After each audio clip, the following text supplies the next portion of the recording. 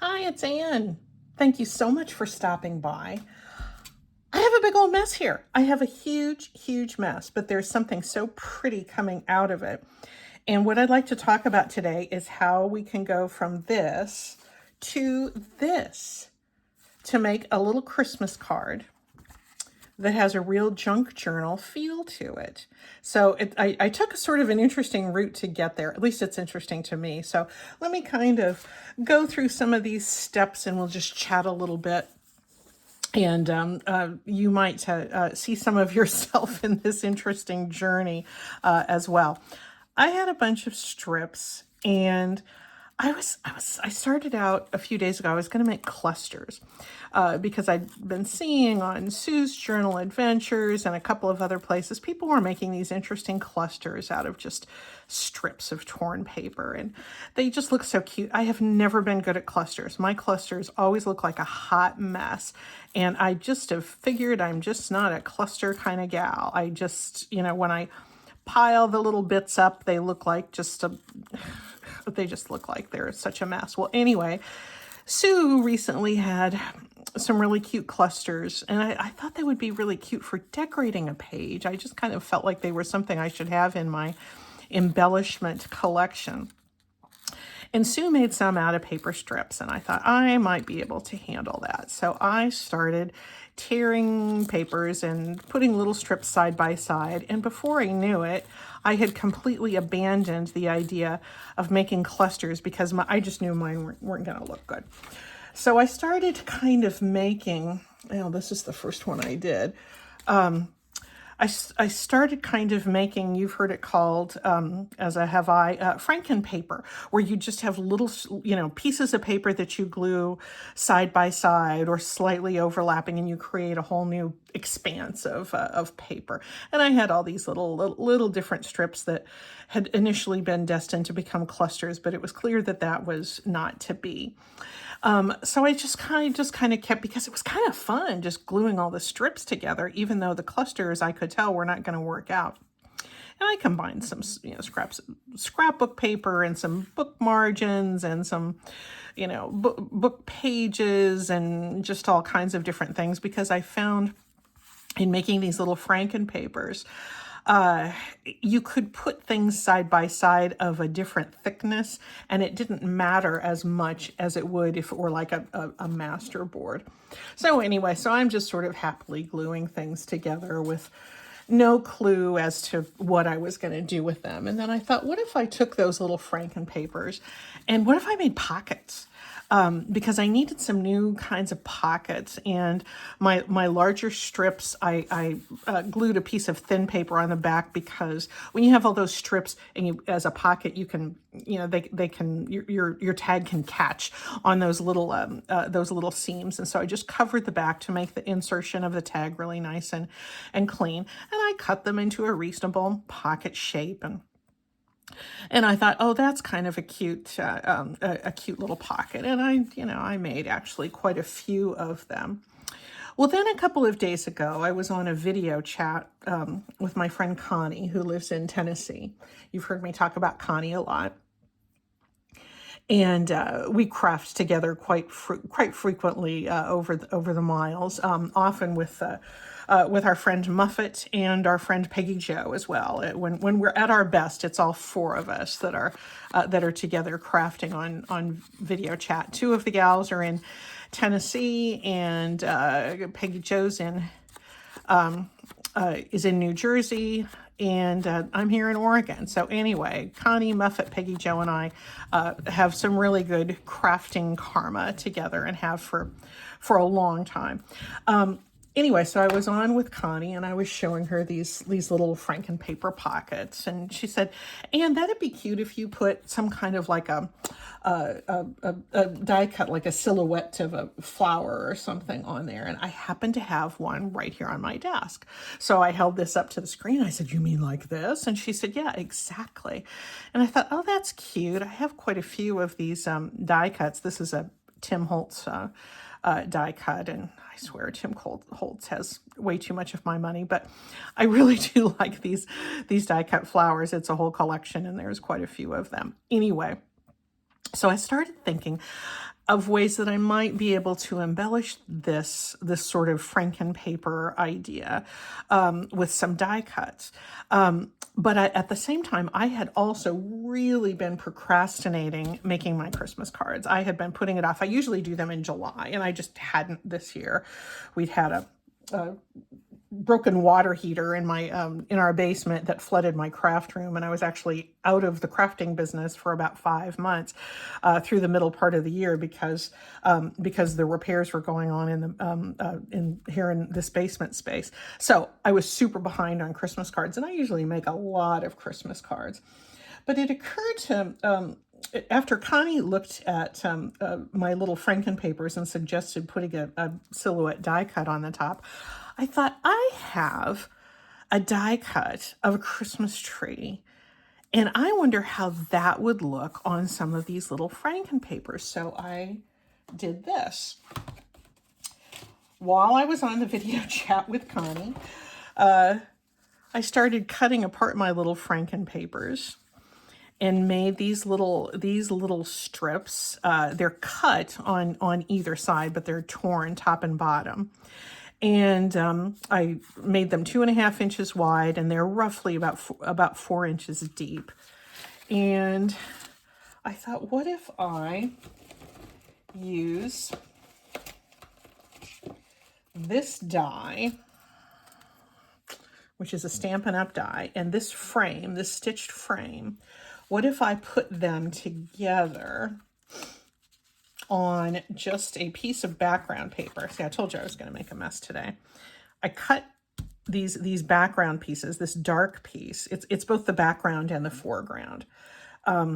This is cut at 5.25 by 4, which will be a very familiar dimension to you if you're a card maker. And then I put this stitch die in the middle, and then I put this Christmas tree die in the middle of that, because I love making really good use of the paper. And I got 3 layers just out of that one piece of paper, because when it comes through the die cut machine, there's that, and there's that, and there's that.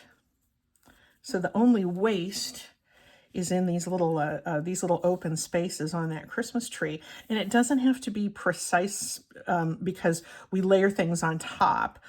So you don't have to worry about, getting this tree just exactly straight in the middle. You likely have all kinds of other things that you could use for this purpose, but this is what I used.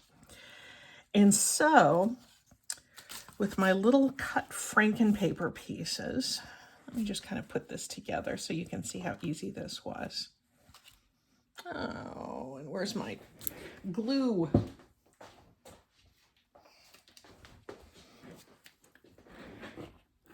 It's back. Some folks have asked me how you glue these sort of intricate die cuts. I wouldn't really call this an intricate die cut, but I just put little dots on it because on my art glitter glue, I have this little nozzle that you've seen many times. Helps me control how much glue comes out.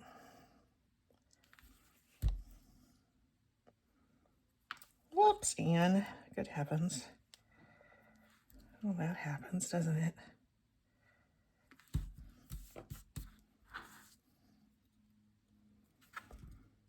Here's my little centerpiece, and if you're using a die cut of your own, of course you're going to want to measure it to something appropriate for you.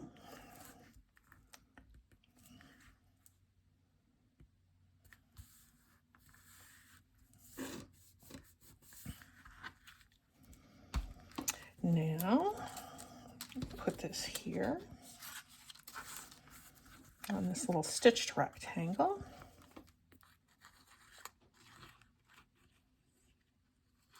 And I'm not going to put glue in the middle because I've got an open space there. So just around the edges there. Now we need another layering piece. So I've been using just different kinds of neutrals, but this is 3 3/4 by 4 that I'm going to put right onto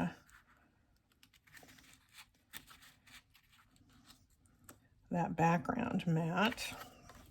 You can put these together in any order that makes sense to you. I'm just grabbing these.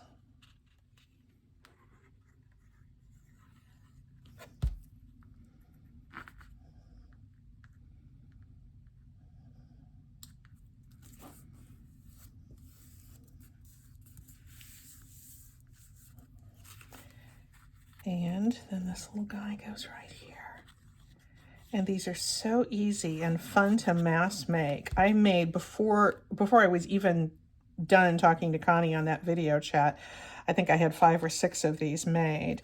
And I've made probably 20 or so. I send a lot of Christmas cards. I do send a lot of Christmas cards. I love sending them. I love getting them. I just love them. And put this on my card base. I like to do a little bit of stamping on the inside of my cards, so that went there, and that same stamp will go onto the envelope.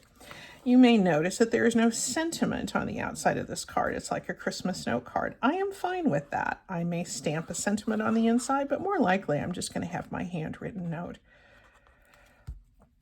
Generally, a Christmas card, of course, has some sort of a happy holidays or season's greetings or Merry Christmas or thoughts of the season, and I have made hundreds and hundreds of Christmas cards with sentiments on the outside. But this time, I really kind of wanted it to have a junk journal aesthetic. I'm really, really happy with how these turned out. I'm a little bit nervous often about sharing my junk journal creations with other people in my life, because a lot of people, they kind of look at the junkiness of it, and sometimes they kind of go, ooh, you know, or they'll look at the inked edges and go, did you burn that paper? Don't know why they always ask that, but they look at the grunginess, and it just may be something that they're not quite used to, and I understand that. So my Christmas cards have tended always to be very pretty, to have a nice polished feel to them. I've never inked edges or had any kind of even that much of a vintage feel to my Christmas cards, but I just was enjoying making these little inked edge papers so much this year. And I thought, this is the year. This is the year that I'm going to work a little bit of a junk journal aesthetic into my Christmas cards. Here's one that, instead of using green for that die cut piece, I use red. And I like that a lot. Here's one with a slightly brighter green. But all it takes is that rectangle for your layered piece, and then one sort of neutral to go in the middle, and your little Frankenpaper. Again, this is for mine. You can put yours together with whatever supplies you have on hand. I think I have a gold one here. Yeah, I love this one. Look at that with the gold metallic. It looks almost like a rose gold. I really like how this one turned out. Again, with a little bit of the sentiment on the inside. So I am continuing to mass make these, and I'm just loving them. I wanted to kind of jump right into the showing you the card assembly, but now I'm going to kind of do a little bit more of the Frankenpaper, so you can kind of, not that there's anything special about that, but this one thing I like about this, I always want one torn edge, and you can use, I mean, I think some of these were things that I literally drug out of the trash bin. This one might be a little bit too raggedy even for me, but let's see how this one goes down.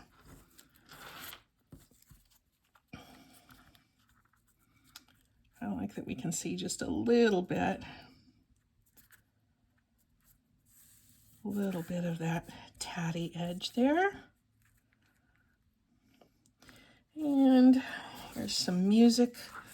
Music's such an important part of Christmas that I really like having pieces of music paper included in this creation. I almost hate to even cover it up, but I'm going to.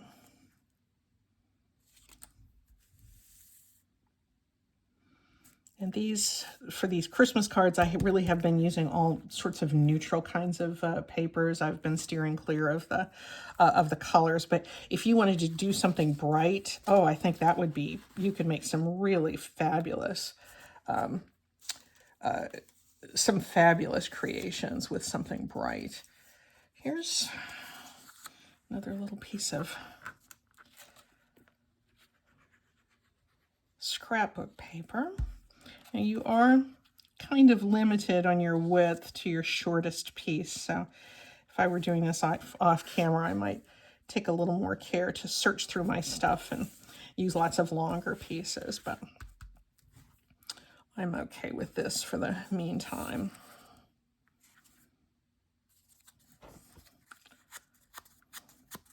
Your fingers get quite inky with this.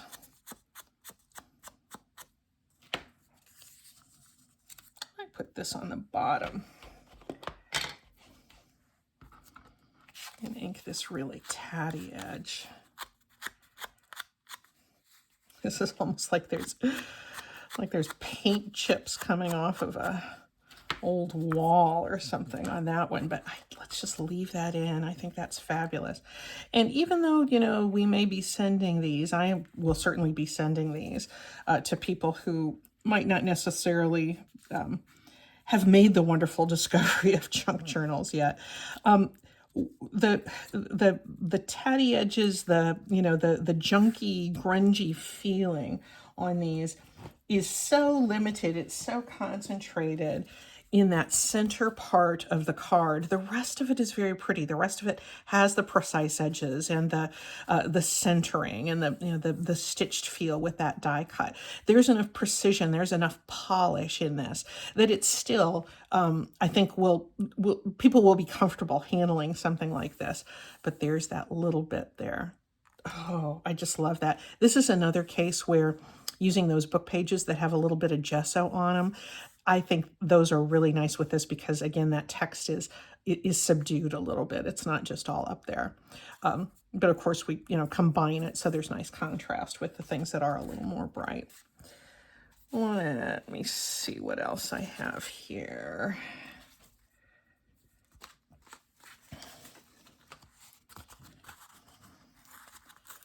Speaking of book pages with gesso, this is where it's super handy to have a stack of those around. But yeah, this is almost putting me back on schedule for my Christmas cards. I've got a lot of them to make.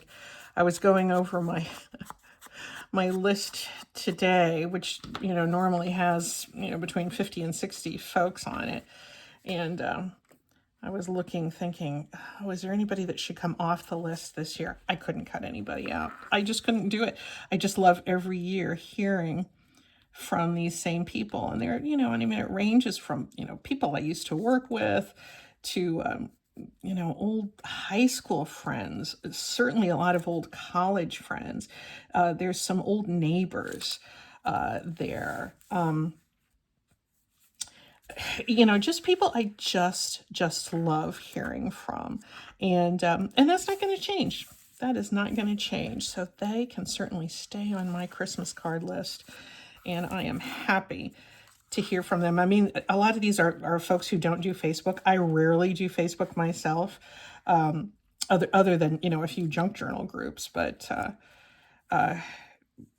Christmas cards are just a really good way to stay in touch with people. And for me, it just makes sense to send them. And they just bring me a lot of joy every year. And when people send pictures of their kids, well, now they're grandkids. It just is a joyful time. I love going to the post or to the mailbox when it's the holiday season. And the only reason I'm kind of wrestling with this is I kind of want this whole Franken piece to be about 4 inches tall. There we go.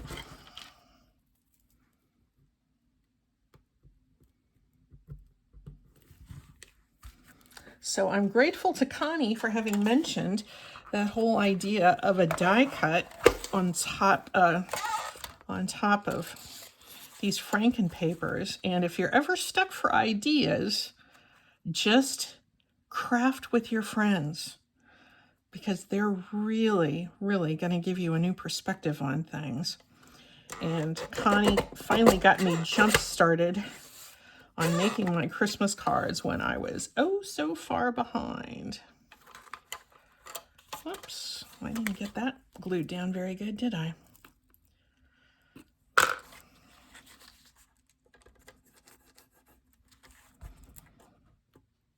we go.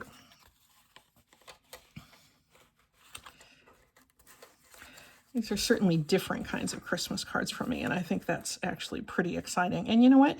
It might be exciting for my loved ones, too, to get something very different from me. There we go. There's another one of our little centerpieces. Oh, I think these are so cute. I did, in case there are some folks on my list that I think might be super uncomfortable with the torn edges and the inks and the stains and all that, I did use this same design with some of my more posh papers too. So anyway, I have some of these in reserve that are a little more traditional. But for the most part, I really think that these little mini strip collages are going to form the basis of most of my holiday greetings, and I'm really going to enjoy writing just nice catch-up notes with my friends old and new, in these cards, and telling them a little bit about how this card reflects a really special creative pursuit for me. So anyway, enjoy this, guys. Let me know if you make Christmas cards and if you are able to work your junk journal aesthetic into them. I would love to hear from you, so just leave it in the comments below. Thanks a lot. See you next time.